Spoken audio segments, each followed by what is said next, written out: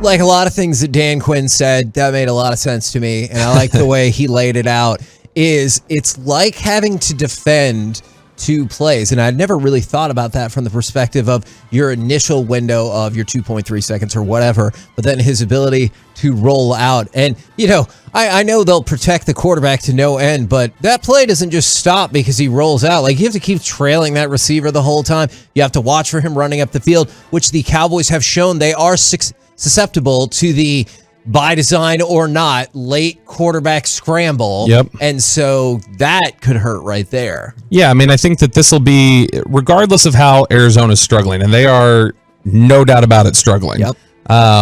Regardless of that, I still think that the way that they play and the way that Kyler Murray plays opens up or gives you an opportunity to still prove something, especially about this defense, to prove that you can still defend a player like this, because this is exactly like you say, the exact type of player this defense has struggled with in recent years.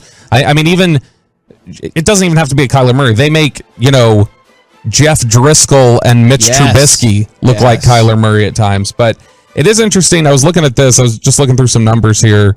First 7 games of the year, Kyler Murray 7-0, 73.5% completions, 9 yards per attempt, 17 touchdowns, 5 interceptions, 116.8 passer rating, 3 rushing touchdowns, 126 rushing yards. Last 5 games, which was the game he got hurt, and then the 4 games since he's been back. Last 5 games, he is 1-4, 63.5% completions, 7.1 yards per attempt, 4 touchdowns, 5 interceptions, 80.4 passer rating, 218 yards rushing. He's running more without DeAndre Hopkins, I guess, 218 rushing yards. So he's almost doubled what he had in the first 7 games of the last 5 and 2 rushing touchdowns. But it is, you look across the board, 7-0 versus 1-4. His completion percentage down 10 points. Yards per attempt down 2 full yards, which is a ton. Huge. That is a massive drop. If it's like half a yard, you're like, what happened it's there? massive. Yeah. 17 touchdowns in 7 games, 4 in the last 5. Same amount of interceptions. It's just his passer rating's down almost 40 points.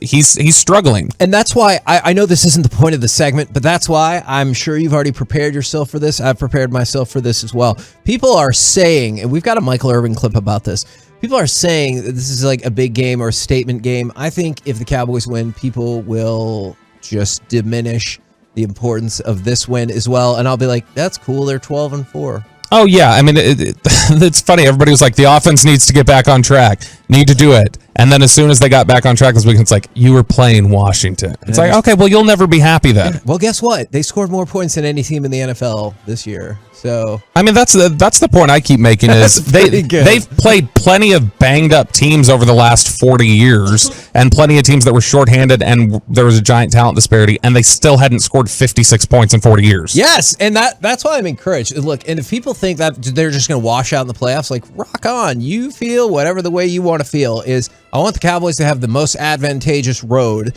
to potentially getting to the NFC Championship game. That means playing at home. That means playing less. Look, if you tell me, what do we have to do to get to the NFC Championship game? Win one home game. Great. I choose that one.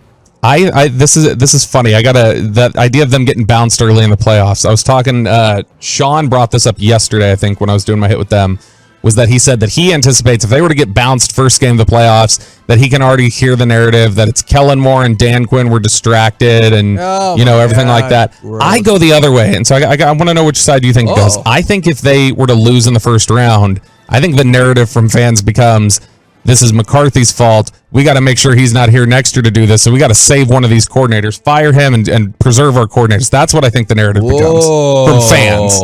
Okay. Which do you think is more likely? They blame the coordinators for being distracted or say, we got to save these coordinators? So that's really interesting because one of the things I had lined up tomorrow is, will this season prove Mike McCarthy was the right hire for the Cowboys? So now that you say that, I'm like, oh man, I hate to be like, we'll find out in about a month, but I kind of think it is that second one because look, I'm not going to lie. I was part of that group that I was like, hold on, did we interview nobody? Like, did we just go, oh, it'd be so tough to replace Jason Garrett. What's that? Yeah, we need to get rid of him. Yeah, we got Mike McCarthy. It didn't really feel like they did the requisite work. Hey, they interviewed Marvin Lewis. Yeah, great. Man, if I get the true serum on them for that, because I think that... You think that has to do with a certain policy? And you know what? That might be unfair, and I hate that I hate that that's how that Rooney Rule gets interpreted so many times, and maybe that's not fair, but it just didn't feel like a contemporary hire. No. You know, like it didn't. But then again, I didn't honestly feel like Mike McCarthy was somebody who hadn't had a winning record in 5 years. I didn't feel like that was a contemporary hire either. So maybe that was a real interview, but I just didn't feel like they did the requisite amount of interviews. So I kind of think now that you say that, I kind of think that is the way that it would go. That it was like, well, let's just make sure Jacksonville doesn't take either one of these guys. And I think you're right.